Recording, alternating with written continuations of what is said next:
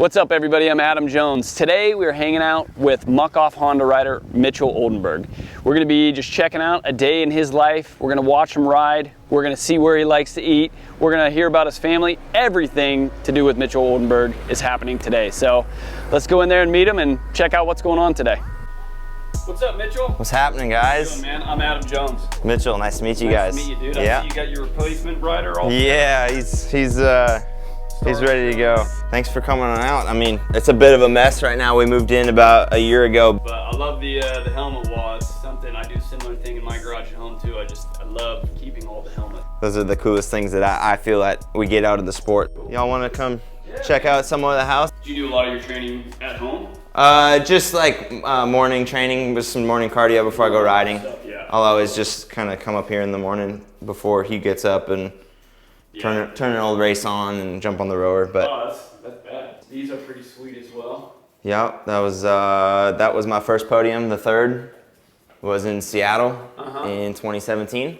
A great year, but it kind of sucked because that was my year that I was like killing it. I was ready to go, and I ended up getting hurt at the second race.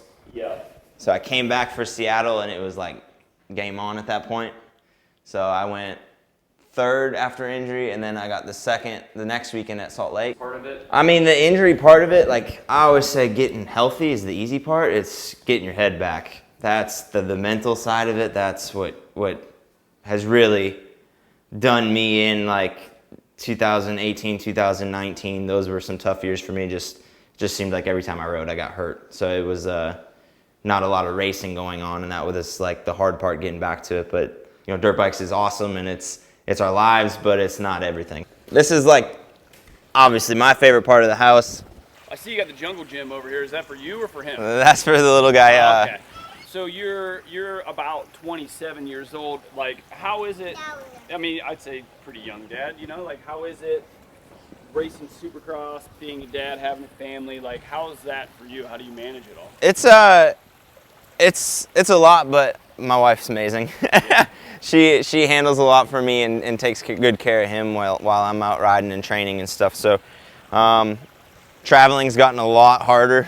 Yeah. Used to be just a backpack and a small carry-on, and now it's like, you know, car seat, stroller, and gear bag, and just a whole mess of stuff. But no, it's fun. I wouldn't change it. And he's getting to that age where he's kind of starting to understand it a little more and understand what Dad does for a living, and he really likes it. So it's cool to see how involved he's getting in it now, and how much he loves just to go to the races and see the bikes and stuff. So it's fun, man. This is like Fort Worth area. There's a cool bike shop here, Mellow Johnny's, and then Press Cafe. Get a nice little some food, and they have the Trinity Rivers right here. It goes through Fort Worth, and they got like a nice like road bike path, and it's a cool little hangout spot. Awesome. There we go. Grab the bars. You got it? So coming into 2021 season with the Muc-Off team, like what were your expectations like? Where were you thinking you were going to end up in the standings? Like, how did you feel coming into the year? I mean, I felt good coming into the year. We got such a late start with everything. It was kind of tough, but considering, I think we ended up pretty well. Wish I could have been a little bit higher than in the end standings. Obviously, getting hurt at Atlanta, that kind of screwed me, missing those last two rounds, and then I also had 2 DNFs, so that sucked. But felt good physically and with the bike and stuff. It was just like one thing after the other, you know. As far as like just little things, tweaking my wrist, and had like the first race of the year, and then a couple little bike issues, but. Yeah, I think we ended up good. It was a good building year for the team as a whole, and it's been a while since I've raced that much without being injured. So going into next year, I'm feeling good, and I'm feeling comfortable with myself. So nice. Just had some fun. What was like your high point, your low point of the year? Obviously, I mean, I think I could take a stab at what your low point was. Probably in Atlanta, but like, what was your high of the year? I think my high of the year was racing the 450.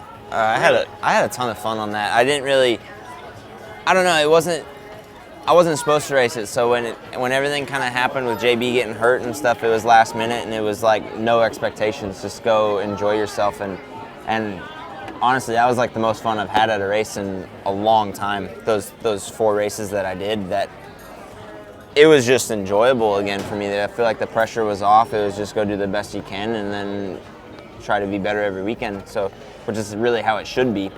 It's just myself. I want to win, and when it doesn't happen, you put more pressure on yourself. But the 450 was a blast. Like, I'm having so much fun on that. Even this summer, just riding it for fun has been fun. So. And it was on the 450 in Atlanta that you hurt your wrist, right? Yeah. It was just a tough deal. Like, it was the main event at Atlanta too. We go around the first turn and there was like 2 singles and the guy behind me just launched the single and landed right on my hand. And do you know who it is? Should we track him down? I mean, it's really not that big of a deal. No names. It was Josh Hill, but it wasn't his fault. Like, it's just first lap carnage, you know? Like, it's so hectic. Yeah. So actually the last 2.5 years, I finally like kind of figured my starts out. So like the 250 class, I pulled a lot of hole shots this year, which was never happened for me. But like the 450, I wasn't qualifying as good as I was on the 250. So gate selection, kind of where I was lining up, like a good start would be top 7.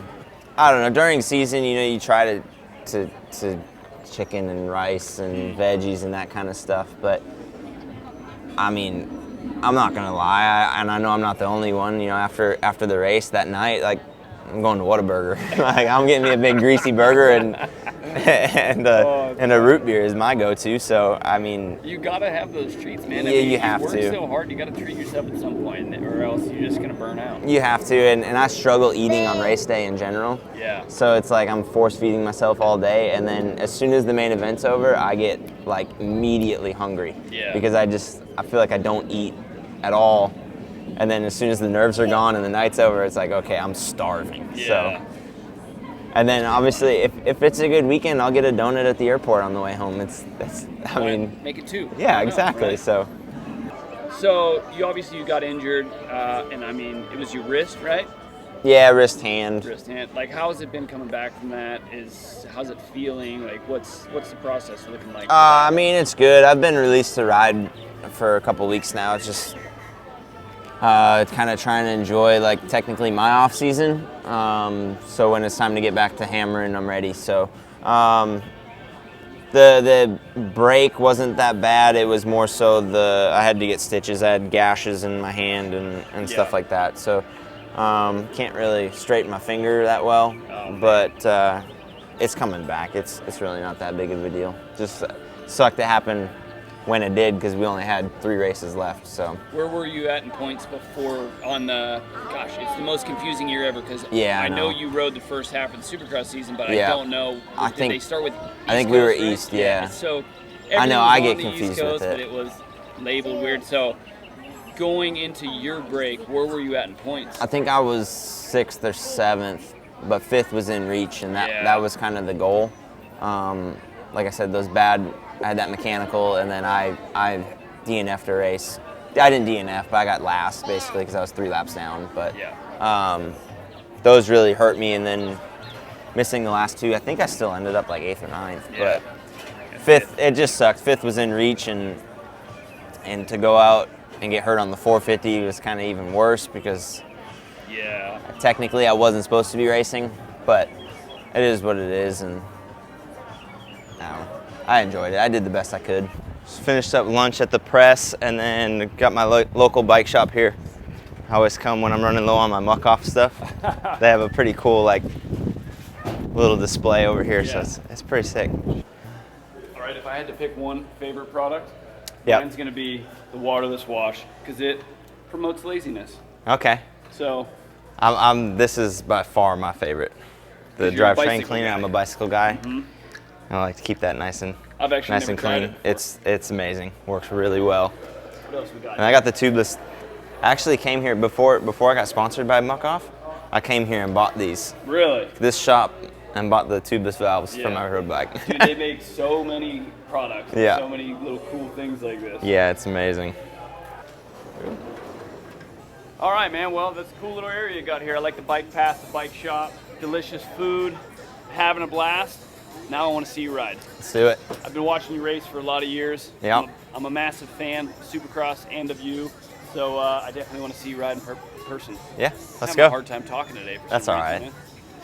But yeah, let's go ride. Let's get out there. Perfect. Let's get a couple laps in. I'll show you the fast lines around the track. And Perfect. I like it. Let's do it.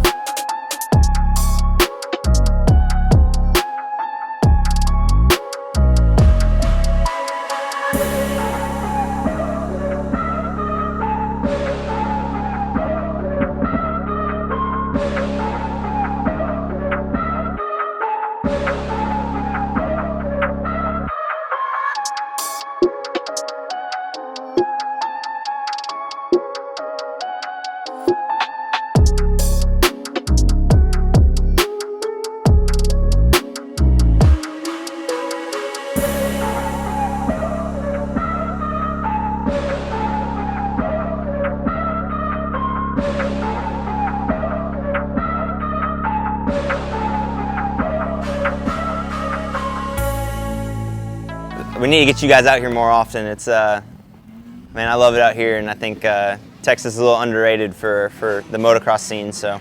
All right, Mitchell. Well, thanks for your time today, man. I had a blast watching you ride. You look great. You look like you didn't miss a beat. It's pretty cool getting inside your world and seeing the way you handle things. Awesome to meet you, and best of luck to you in the future seasons, man. Yeah, appreciate it. Thanks for coming out, guys.